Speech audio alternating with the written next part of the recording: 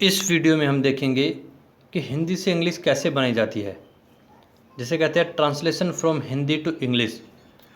और दोस्तों, इस वीडियो सीरीज़ के पार्ट 1 में हमने यह देखा कि एक लाइन कोई भी हिंदी में अगर हम सोचते हैं तो उसको इंग्लिश में कैसे बनाया जाता है। तो उसको इंग्लिश बनाने के लिए ये एक रूल है। सबसे पहले इसी को हमें समझ लेना है। इन पांचों चीज़ों को समझ करके और इनको ऊपर ढूंढ लेते हैं, और ढूंढने के बाद सबके नीचे उसकी इंग्लिश लिखते हैं इस रूल के अकॉर्डिंग। तो ये इंग्लिश बनाने का मेन तरीका है, ये बेस है इंग्लिश का। इसको आपने समझ करके अच्छे से परफेक्ट कर लिया अपने माइंड में, तो इसी से धीरे धीरे सारी इंग्लिश बनती रहेगी। पहले आपको ये समझ लेना है। फिर आज हम इस वीडियो में एक सेंटेंस से 4 सेंटेंस कैसे बनाना सीखते हैं, उस चीज़ को समझना है। फिर 4 से 12 कैसे बनाते हैं, फिर उसको समझना है। 12 से 24, 24 से 36, 36 से 48। ये इंग्लिश ऐसे ही एक तरह से ज्ञान का भंडार है। आपको एक सेंटेंस बनाने का तरीका पहले आना चाहिए था, जो पार्ट 1 में हमने सीखा। अगर आपने उसको नहीं देखा है तो इस वीडियो के डिस्क्रिप्शन में उसका लिंक मिल जाएगा, आप वहाँ से देख करके पहले उसको समझ लें।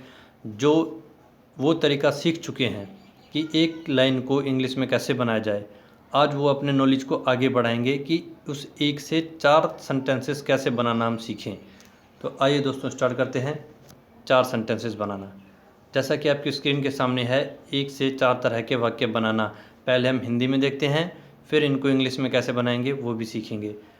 तो पहला और दूसरा सेंटेंस देखिए दोस्तों। पहले का नाम है सिंपल सेंटेंस, दूसरे का है नेगेटिव। इनको सीखने का सबसे अच्छा तरीका है डायरेक्ट आप खुद ही इनको समझ के आंसर देने की कोशिश करें, तो वहीं आप इसका अर्थ समझ जाएंगे। तो 2 सेंटेंसेस हैं हमारे सामने, एक का नाम है सिंपल, एक का नेगेटिव। सिंपल के आगे लिखा है आजकल हम अंग्रेजी पढ़ रहे हैं, नेगेटिव के सामने लिखा है आजकल हम अंग्रेजी नहीं पढ़ रहे हैं। तो आपको देखना है इन दोनों एग्जाम्पल्स में अंतर क्या है। आप इसका अंतर देख करके कमेंट बॉक्स में कमेंट करके बताएं।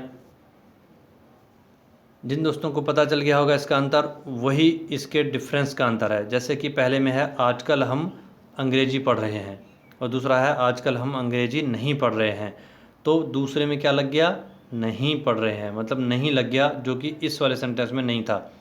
तो यहाँ ही इसकी परिभाषा बन जाती है, जिस सेंटेंस में नहीं लगा होता है उसे कहते हैं नेगेटिव सेंटेंस। और जहाँ ना तो नहीं होता है, ना तो क्या, क्यों, कहाँ, कब, कैसे कोई पर्सन वाला शब्द ना हो, तो कोई पर्सन वाला शब्द भी नहीं है और कोई नकारात्मक चिन्ह नहीं भी नहीं है, तो वो हो गया सिंपल। जहाँ नहीं लग गया वो हो गया नेगेटिव। फिर अब पहले से तीसरे की तरफ चलते हैं। तो पहले में और तीसरे में अंतर देखना है आपको, क्या अंतर है। पहला है आज हम अंग्रेजी पढ़ रहे हैं, और तीसरा है क्या आजकल हम अंग्रेजी पढ़ रहे हैं। तो पहला था आजकल हम अंग्रेजी पढ़ रहे हैं, और तीसरा है क्या आजकल हम अंग्रेजी पढ़ रहे हैं। दोनों में अंतर क्या है, अंतर यह है कि तीसरा जो है वो क्या से स्टार्ट हुआ। तो यही इसकी परिभाषा बन जाती है कि जो सेंटेंस क्या से स्टार्ट होते हैं उन्हें हम सिंपल इंटरोगेटिव कहते हैं। तीसरे सेंटेंस का नाम क्या है, सिंपल इंट्रोगेटिव। इंट्रोगेटिव का मतलब होता है दोस्तों प्रश्नवाचक वाक्य, मतलब ऐसी लाइन जो प्रश्न पूछे। तो ये क्या प्रश्न पूछने वाला है, ऐसे ही अगला जो है उसमें ये क्यों प्रश्न पूछने वाला है। तो तीसरा और चौथा दोनों ही प्रश्न पूछने वाले हैं, इसलिए इन दोनों को इंटरोगेटिव कहते हैं। अब दोनों में प्रश्न पूछने का तरीका अलग अलग है बस। तीसरे का तरीका क्या है, ये क्या से स्टार्ट होता है। तो ध्यान रखना है दोस्तों, जब आपका प्रश्न क्या से स्टार्ट होता है तो उसे कहते हैं सिंपल इंट्रोगेटिव। और जब आपका प्रश्न क्या से स्टार्ट नहीं होता है, उसके बीच में कोई प्रश्न वाला शब्द आ जाता है, तो उसे कहते हैं डिफ़िकल्ट इंट्रोगेटिव। ये अंतर दोनों में ध्यान रखना, दोनों की इंग्लिश भी अलग अलग बनती है। एक जो क्या से स्टार्ट होता है उसकी इंग्लिश अलग तरीके से बनती है, और जो क्या से स्टार्ट नहीं होता उसमें बीच में कहीं भी कोई प्रश्न वाला शब्द, जैसे क्या, क्यों, कहाँ, कब, कैसे, कितना, कोई भी प्रश्नवाचक शब्द आ जाए तो उसे कहते हैं डिफ़िकल्ट इंट्रोगेटिव, और इसकी इंग्लिश अलग तरीके से बनती है। तो ये 4 तरह के सेंटेंस है। चारों को एक साथ दिमाग में कैसे बिठाएंगे हम, आपको पहला सेंटेंस प्रैक्टिस में ऐसे दिया होगा कि भाई एक सेंटेंस आपको दिया गया है सिंपल, आप इसका नेगेटिव बना के दिखाओ, आप इसका सिंपल इंट्रोगेटिव बना के दिखाओ, आप इसका डिफ़िकल्ट इंट्रोगेटिव बना के दिखाओ। तो कैसे बनता है ये सब, पहले में आपको बस नहीं फिट कर देना है तो बन गया आपका नेगेटिव। पहले सेंटेंस को ही क्या से स्टार्ट कर देना है तो बन गया आपका सिंपल इंट्रोगेटिव। पहले सेंटेंस में ही बीच में क्या, क्यों, कहाँ, कब, कैसे कोई भी एक प्रश्नवाचक शब्द फिट कर देना है तो हो गया आपका डिफ़िकल्ट इंट्रोगेटिव। जैसे कि हम इसके अलावा कोई एक और सेंटेंस पर प्रैक्टिस करते हैं। एग्जाम्पल है मैं लिख रहा हूँ। तो इसका नेगेटिव क्या होगा, नहीं लगा देंगे हम, मैं नहीं लिख रहा हूँ। फिर इसका सिंपल इंट्रोगेटिव क्या होगा, क्या से शुरू कर देंगे हम, क्या मैं लिख रहा हूँ।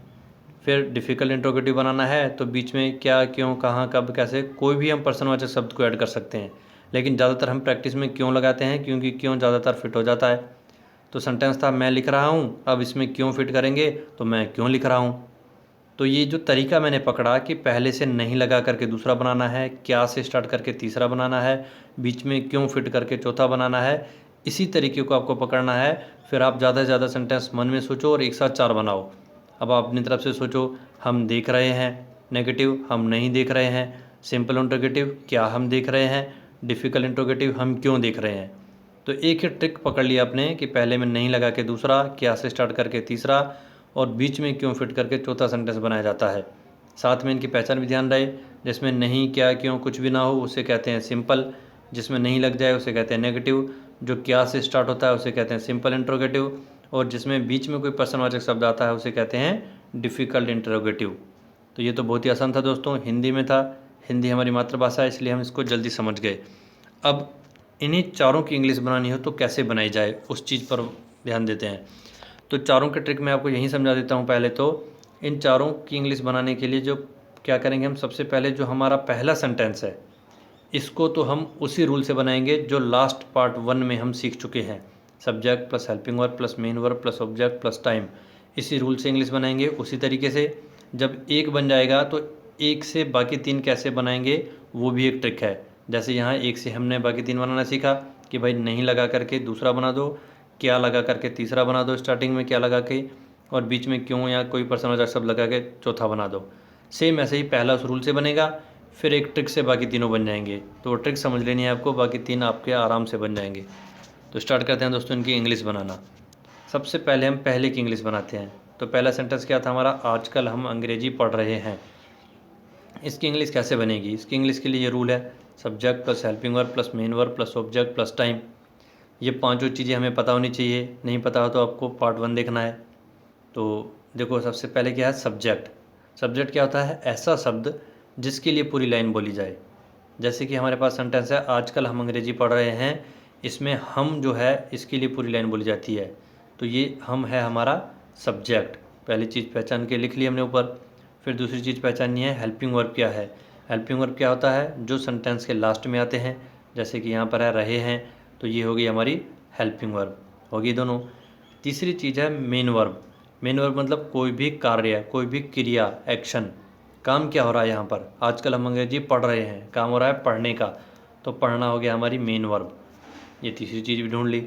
ऑब्जेक्ट का मतलब होता है बचा हुआ वाक्य है, मतलब पहले आपको टाइम ढूंढना है, तो टाइम है यहाँ पर आजकल। आजकल एक समय बताने वाला शब्द है, तो ये हो गया हमारा टाइम। चारों निकालने के बाद जो बच जाता है वो होता है ऑब्जेक्ट। तो पांचों चीज़ें हमने ढूंढ ली। अब पांचों को इस रूल के अकॉर्डिंग लिखेंगे। पहले सब्जेक्ट की इंग्लिश चाहिए हमें। सब्जेक्ट देखो क्या है हमारा, हमारा सब्जेक्ट है हम को इंग्लिश में क्या कहते हैं, वी। उसके बाद चाहिए हमें हेल्पिंग वर्ब। हेल्पिंग वर्ब हमारी रहे हैं मतलब प्रेजेंट कंटिन्यू। प्रेजेंट कंटिन्यू में 3 हेल्पिंग वर्ब होती है, इज़, एम और आर। तो यहाँ पर वी के अकॉर्डिंग आर फिट होता है, तो वी के साथ हेल्पिंग वर्ब लगेगी आर। आगे दोस्तों जब आप सारे टेंस पढ़ेंगे तो अपने आप आपको पता चल जाएगा कि कौन से टेंस में कौन सी हेल्पिंग वर्ब होती है। अभी तो स्टार्टिंग है इसलिए आपको मैं बता रहा हूँ। तो सब्जेक्ट हो गया वी, हेल्पिंग वर्ब हो गया आर, तीसरे नंबर पर आती है मेन वर्ब। ऊपर देखो हमारी मेन वर्ब क्या है, पढ़ना।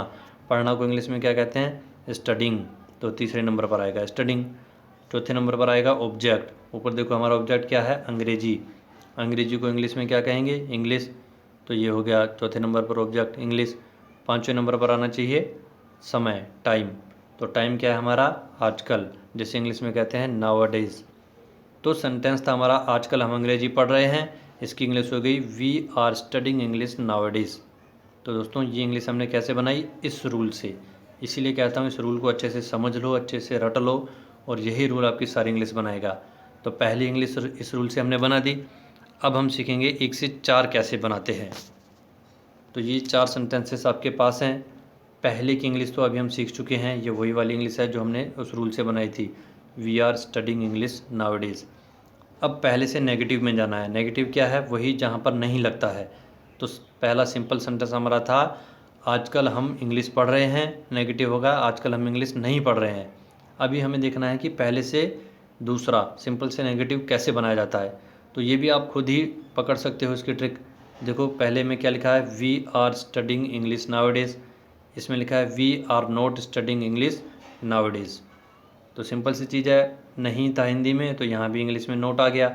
लेकिन हमें ध्यान ये रखना है कि नोट आया किसके साथ है, आर के साथ। आर क्या है, हमारी हेल्पिंग वर्ब।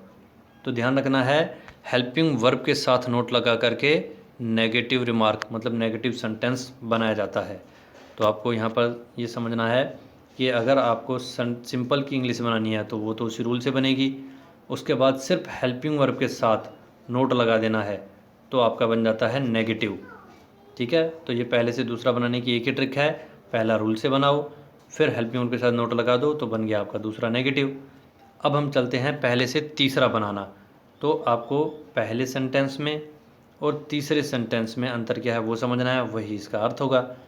तो पहला है we are studying English nowadays. इसमें है are we studying English nowadays. तो क्या ट्रिक है दोस्तों, पकड़ रहे हो आप। पहले दोनों शब्द अदला बदली हो गए। पहले सब्जेक्ट नंबर 1 पर था, हेल्पिंग वर्ब दूसरे पर थी। अब सब्जेक्ट चला गया दूसरे नंबर पर और हेल्पिंग वर्ब आ गई पहले नंबर पर। पहले था वी आर, अब हो गया आर वी।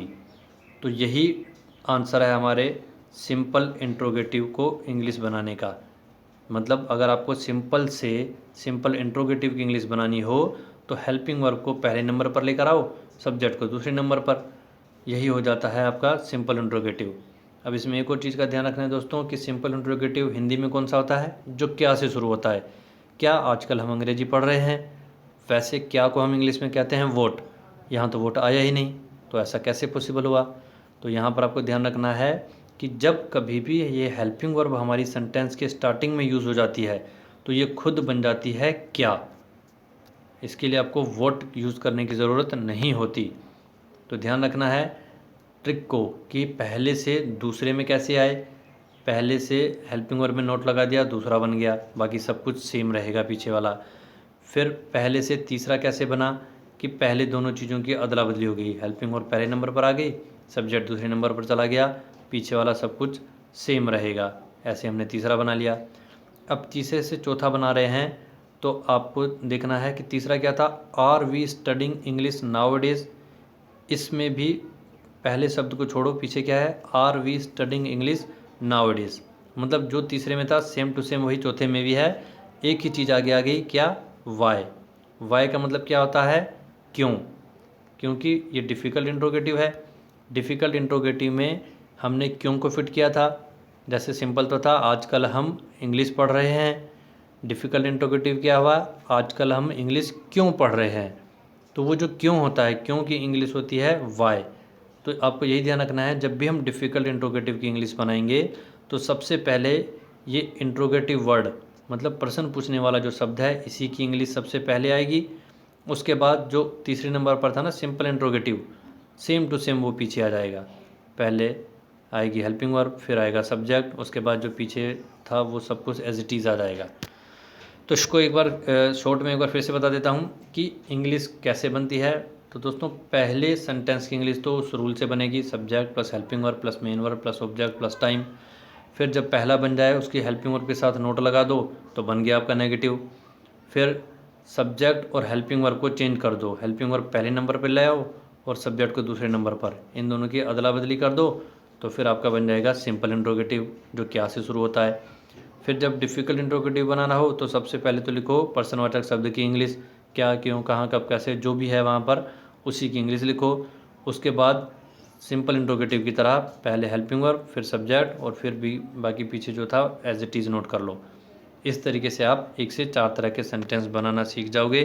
बस ट्रिक को ध्यान रखो कि हेल्पिंग वर्ब के साथ नोट लगा दिया तो नेगेटिव बन गया, हेल्पिंग वर्ब आगे आ गई, सब्जेक्ट दूसरे नंबर पर चला गया तो सिंपल इंट्रोगेटिव बन गया। सबसे पहले इंट्रोगेटिव वर्ड, उसके बाद हेल्पिंग वर्ब, उसके बाद सब्जेक्ट आ गया, तो ये बन गया आपका डिफ़िकल्ट इंट्रोगेटिव। और साथ में हिंदी भी ध्यान रहे कि सिंपल की हिंदी क्या होती है। जैसे यहाँ था आजकल हम अंग्रेजी पढ़ रहे हैं, इसको हमने रूल से बना दिया we are studying English nowadays. आजकल हम अंग्रेजी नहीं पढ़ रहे हैं, अगर ये बनाना है तो आर के साथ नोट लगा दो, we are not studying English now days.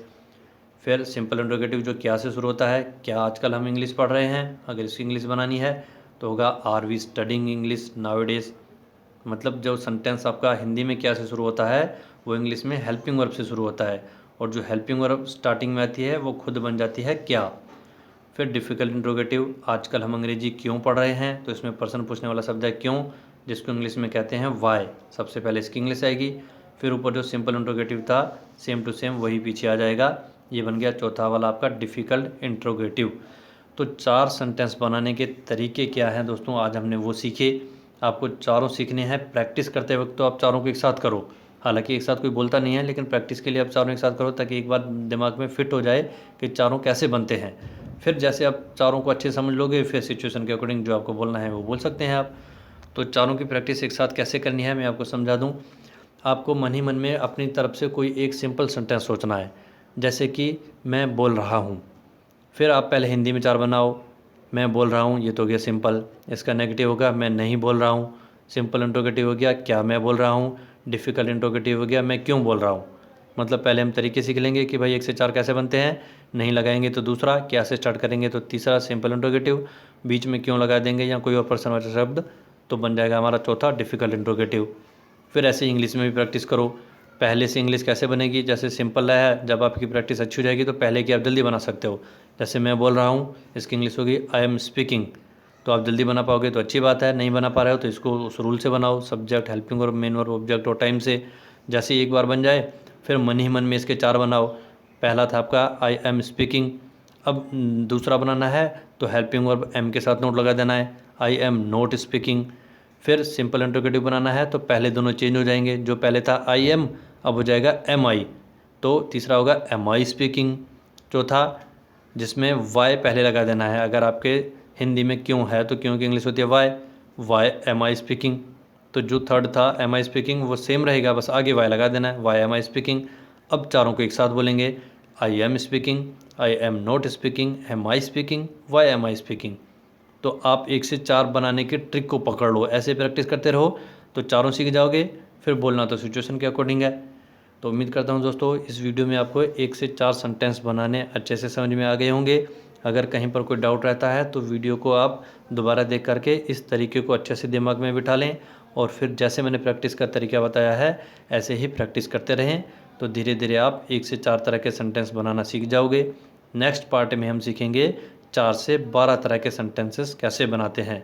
तो दोस्तों ये एक तरह से खेल है, इंग्लिश सीखना एक तरह से खेल है। आप भरते जाओ टैलेंट को अपने अंदर। पहली वीडियो में हमने 1 सेंटेंस बनाना सीखा, आज 4 सीख गए, नेक्स्ट में 12 सीख जाएंगे, फिर 12 से 24 हो जाएंगे, ऐसे ही बढ़ते रहेंगे।